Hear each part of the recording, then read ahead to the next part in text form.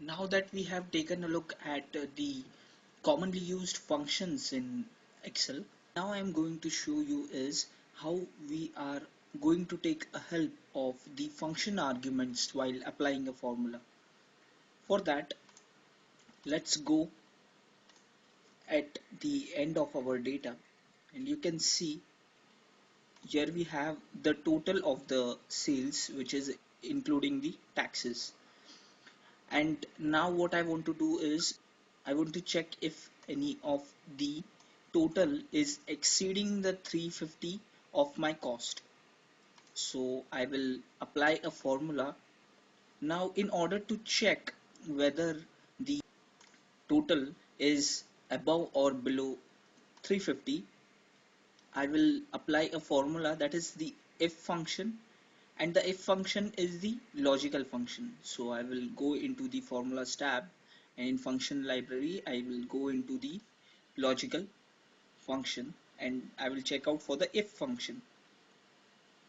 I select if, and you can see this function arguments dialog box has been appearing.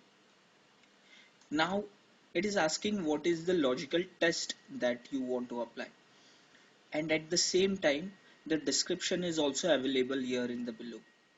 It checks whether a condition is met and returns one value if true and another value if false.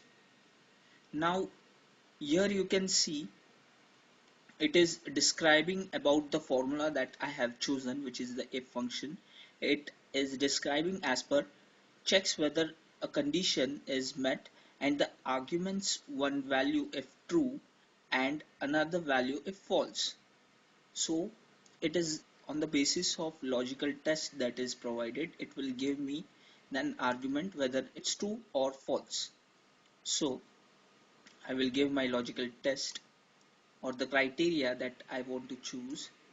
I click on the collapse button and I come to the cell where I want the logical test to be applied.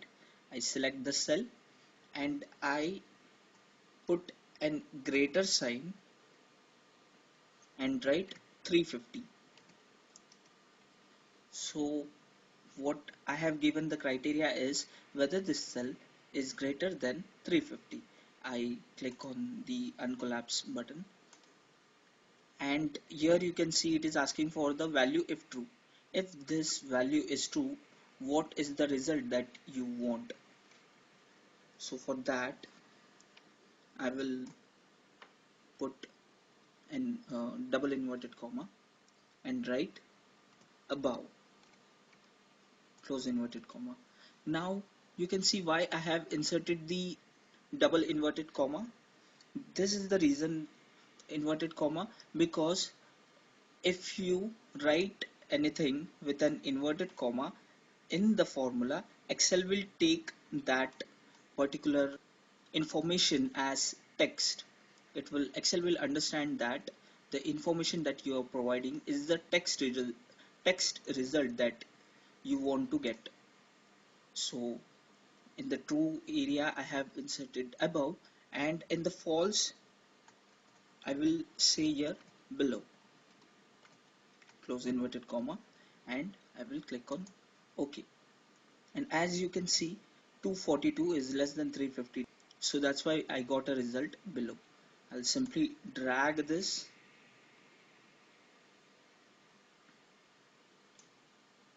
and you can see I have got the above and below list over here. So this is one of the nice function.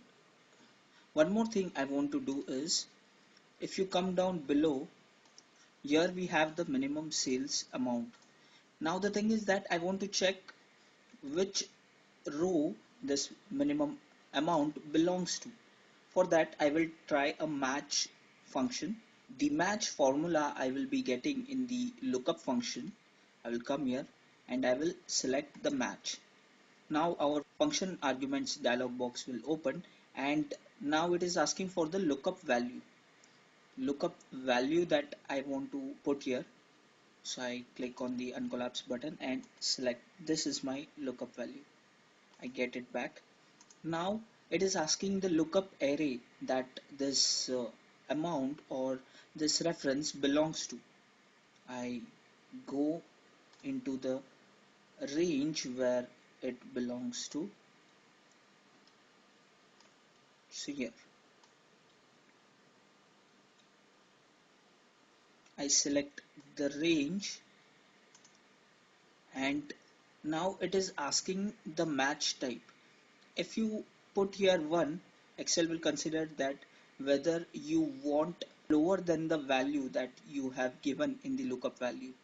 If you select 0, it will understand that you want to find the exact match in the lookup value. Or if you insert -1, it will consider that you are looking for the greater than and is equal greater than or is equal to the lookup value that you have inserted. For as of now, we will be selecting 0 because we are searching for the exact match, and I have inserted 0, and you can see here I am getting the 8. Now let's check out what is the 8 answer which the formula has driven. I click on OK, and you can see that the cell which is matching is on the 8th row of the selected data, that is 1 2 3 4 5 6 7 and 8. So it is in the 8th row of the selected range. This way it has driven the answer as 8. So this way you can try these two functions.